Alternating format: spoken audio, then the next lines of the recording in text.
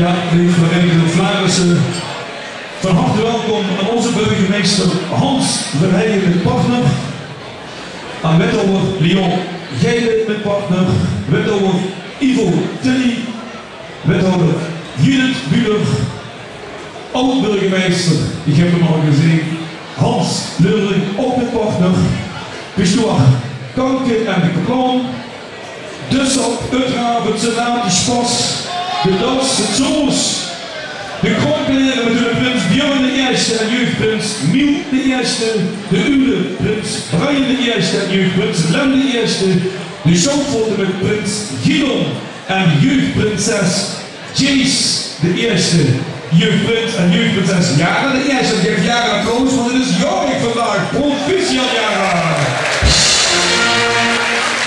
De zwarte bewondersprins, Dame de Eerste en jeugdprins Toy, ons hoedsonderdragers, vertegenwoordigers van de Rood, van Sittert, Glen, Boch, vertegenwoordiging van diverse mensenverenigingen, sponsoren en iedereen bij ben vergeten.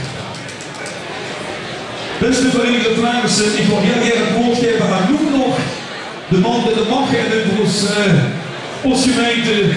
Ik geef heel graag het woord aan onze burgemeester, de heer Hans Verheijen.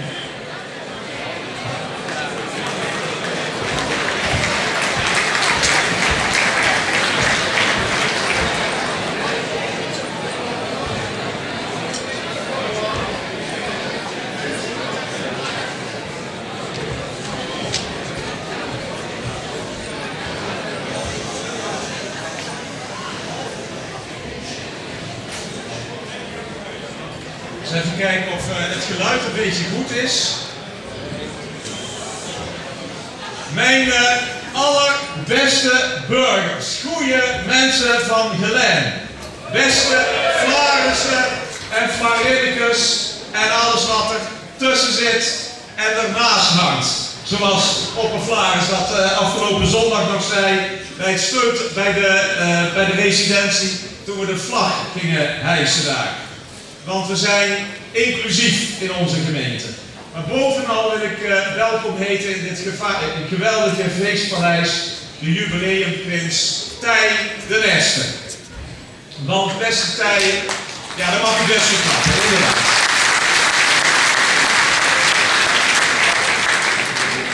Want beste Tij, wat heb ik mij op dit moment verheugd.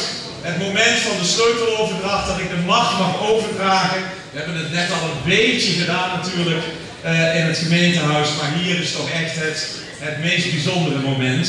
En dat is het. Want prins mogen zijn in het jubileumjaar, ja, hoe mooi, of hoe mooier kan het nog zijn dan dat? Ik denk het eigenlijk niet. Want 77 jaar staan de Vlaarissen al midden in de gemeenschap. Staan ze en zijn ze het fundament van het Geleens carnaval. 77 jaar staan ze borg voor prachtige tradities. En daarmee dus ook deze traditie. De traditie van de sleuteloverdracht. En zoals ze zegt, daar verheug ik mij vreselijk op. Ik ga er een paar dagen tussenuit. Godzijdank. Want met plezier draag ik je het stadsbestuur over. En omdat het een jubileumjaar is, beste Tij, met alles wat erbij hoort. Geijlen, Tilly, Buller, je mag ze allemaal hebben.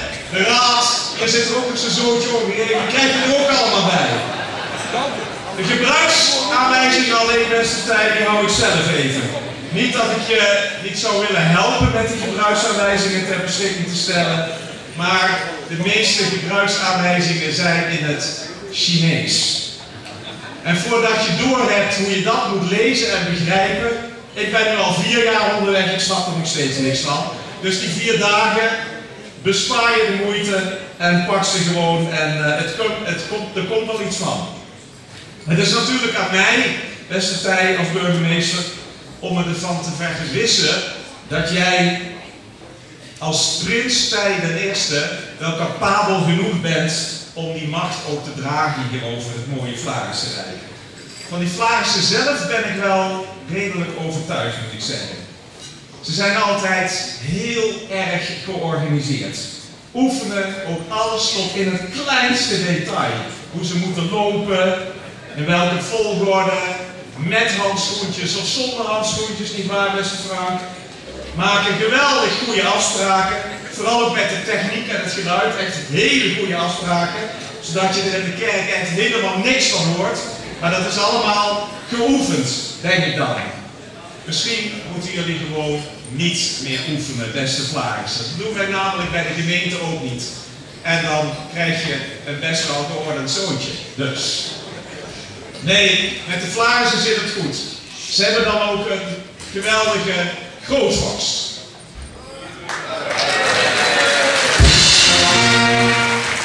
Nee, dankjewel. Maar met die Vlaarsen zit het echt goed hoor. Want de wereldstad vlamt richtig. Als wereldstad vlamt.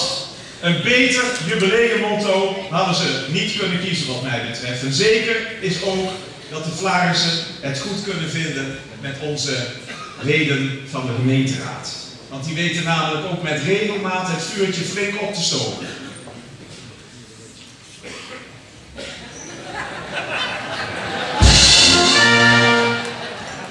Ja, daarmee, dames en heren, wil ik de raad niets tekort doen, zeker niet. Maar in deze raadsperiode, het moet gezegd worden, zitten er opvallend veel biologen in de gemeenteraad.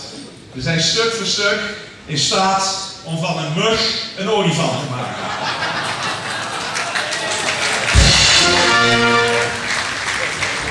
En er rest mij niks anders, beste Prins, om je nog verder even onder de loep te nemen. Want het is onze tijd de eerste, het is per slot van rekening pas de eerste.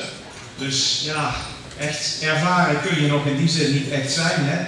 Is zij in staat om die enorm zware last van de vastelovend, om die te dragen? En dan zeg ik de hele tijd wel tij, maar is het wel tij? Of is het tie? Of is het tij? Een beetje langer uitgesproken, of zoals wij, hè, want wij zien dat je best wel vasthoudend typetje bent. En wij zeggen dan binnenskamers, het is een tie-wrap. Maar nog even een ander kleinigheidje tussendoor, beste Tij. Want in dit verhaal wil ik toch ook even aandacht geven aan jouw eigen vader Frank, beste Tij. Want zoals jullie weten allemaal hier, is het een echte galère. In hart, in nieren en in de lever. Maar wat nog mooier is dat deze Frank werkt als projectmedewerker bij de gemeente Kerkrade. En ja, beste Frank, namens het gemeentebestuur van Sittard Geleen wil ik jou hartelijk danken voor het vele en ook goede ontwikkelingswerk wat je daar in het verre oosten van dit mooie Zuid-Limburg allemaal verricht. En het is mij dan ook een buitengewone eer, beste Frank Ramakers, om jou mede te delen dat het college heeft behaagd om u te verheffen tot de huisorde van de gemeente Sittard Geleen voor al dat fantastische ontwikkelingswerk. Dus mag ik de buurtmars en Frank mag ik jou naar voren, zodat we de versierselen die daarbij horen ook kunnen omhangen.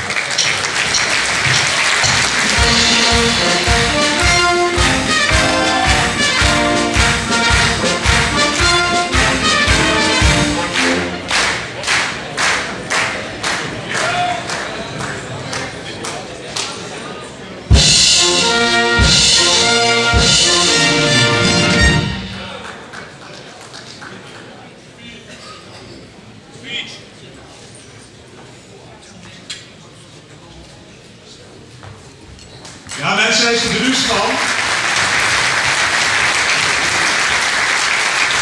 En dat is natuurlijk ook meer dan terecht, hè, want het is nogal wat deze onderscheiding die Frank zojuist heeft gekregen. Terug naar de orde, terug naar jou, beste Tij, want uiteindelijk jij staat in het middelpunt zo. Een drietal vragen moeten we wel positief kunnen beantwoorden vanavond, vanmiddag. Je zou bijna denken hier in het duister dat het vanavond is. Maar vanmiddag om vast te kunnen stellen of we de juiste prins aan het roer zetten hier in de wereldstad. Zet het in het hoofd, zet het in het hart en zet het in het bloed. En degene die nou denkt dat ik hier zet het zeg, Nou, over dat bloed beste tijd, daar kunnen we kort zijn. Een telg uit een echt geweest carnavalsgeslacht. En bij deze gelegenheid, beste tijd, denken we met warmte aan jouw grootvader, aan Frans. En salueren we ook even kort naar boven. Frans, die niet alleen gesierd was met de huisorde voor de Vlaarsen, maar een rascarnavalist was en jaren de decors en de wagens bouwde. Wat zou hij genoten hebben van dit moment? Het moment dat jij gaat regeren over het Vlaarse Rijk. Met het bloed zit het dus zeker goed. Zeker ook door jouw achternaam. Want de naam Ramakers komt in de Nederlandse archieven het eerst voor in 1689. En Ramaker, dat is eigenlijk een verbastering van het beroep wat jullie grootvaders uitoefenden, het beroep van de radmakers. Wielenmakers dus, voor karren en koetsen, zoals we net onderweg waren. En met zo'n naam zit de rol dus in je bloed.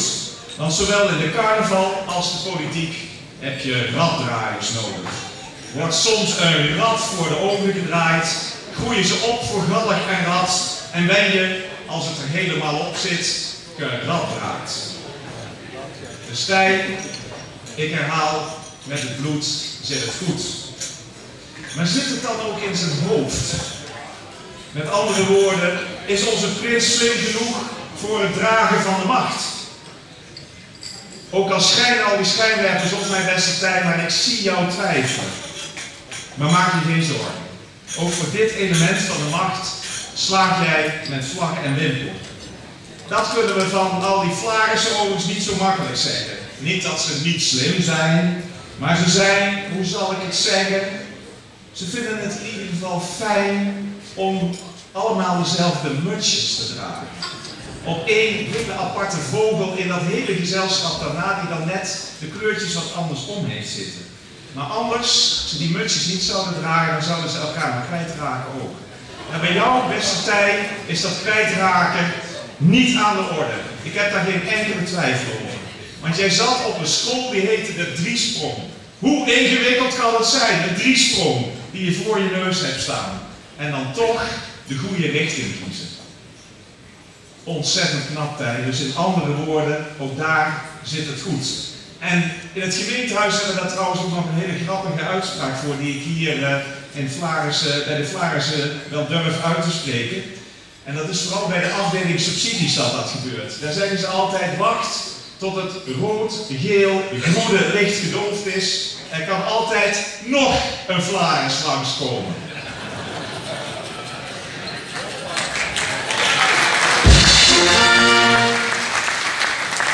Van intelligentie kan trouwens ook in het geval van Tij gesproken worden, omdat hij een begenadigd muzikant is. Ik heb dat afgelopen zondag ook nog even gezien, met welk gemak je dan staat te spelen, Tij. En van klarinet naar de tenorsax. En nu, vandaag, klaar voor het spelen op de eerste viool. Dat gaat jou ongetwijfeld goed af. En muzikanten, dat zijn hele intelligente mensen, dat weet u. En zo weet Tij meteen het verschil tussen piano en viool. En ik zal niet de stilte wat te lang laten vallen, want dan wordt hij misschien ook een beetje onrustig van. Maar een piano, die brandt natuurlijk veel langer. Toch?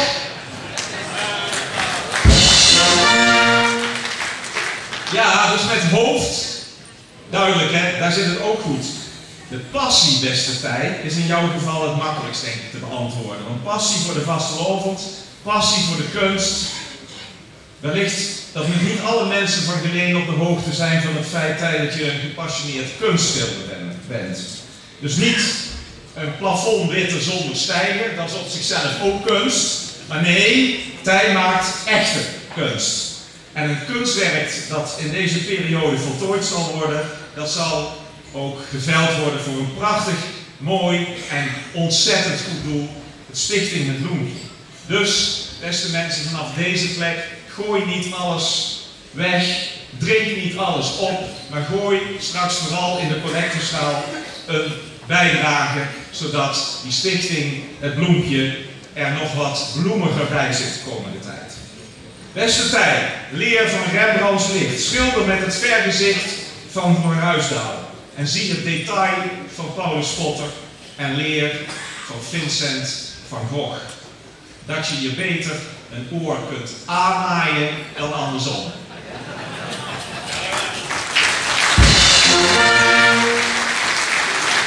Ja, beste Tij, jouw passie, jouw hart voor mensen laat zich zien in je mooie baan bij Radar. Jouw werk met en voor mensen met een beperking, dat siert de kroon van jouw mens zijn. En niets voor niets dat oppervlaris Bert Lemmens jou op de radar had. En sorry Tij, ik weet het, die grap is te flauw om er niets te maken vandaag. Met trots en plezier draag ik alles dat mij lief is aan jou en de Vlarissen over. Ben er zuinig op, want dat ben ik ook. En breng het me dinsdagavond alsjeblieft terug in de staat waarin je het aangetroffen hebt.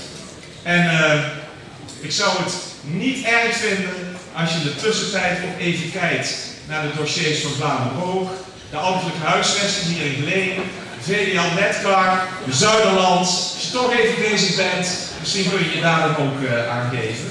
Of, en dat is misschien wel het dossier wat het meest urgent lijkt, het dossier van de natuurbegraafplaats Daningen.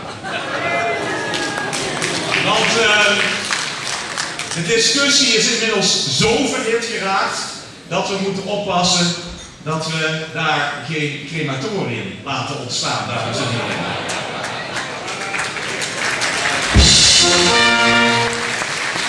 En Tij, als je dan toch bezig bent, hè, want die taken van de burgemeester mag je allemaal op je nemen, dan zou ik het fijn vinden dat je zondag, morgenochtend, 10:30, bij een felicitatiebezoekje gaat brengen bij een 65-jarig huwelijkspaar. Ik weet zeker dat ze het enorm waarderen als niet ik, maar jij daar voor de deur staat.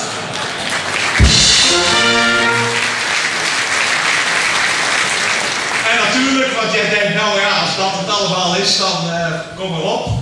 En natuurlijk, alles wat te maken heeft met openbare orde en veiligheid en verstoringen die daarmee samenhangen voor de komende dagen. Je weet het, als dit zo afgaat, dan is het aan jou en dat betekent dus ook mij niet bellen de komende dagen. Wat mij betreft, dames en heren, beste Tij, is het moment aangebroken om de macht over te dragen. Vier en verbind, laat Geleen waggelen, laat carnaval doen wat het moet doen, mensen verbinden. Ik heb gezegd,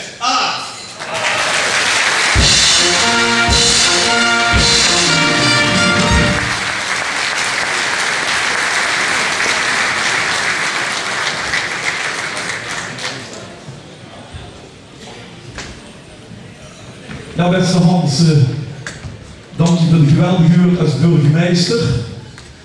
Gewoon, zo is het zeker. Ik zie hem lachen. Ik denk altijd, ja, met zo'n salaris moesten we lachen. Hè. Maar dan had ik plezier, Hans.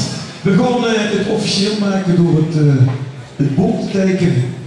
En daarna dan moest de interesseerders me echt aandoen. En de beste wel onze grootvorst. Dus die nog steeds weer een aanzicht houden. Mag ik je heel vragen aan de kapel om een stukje muziek te maken en dan gaan we het boek tekenen.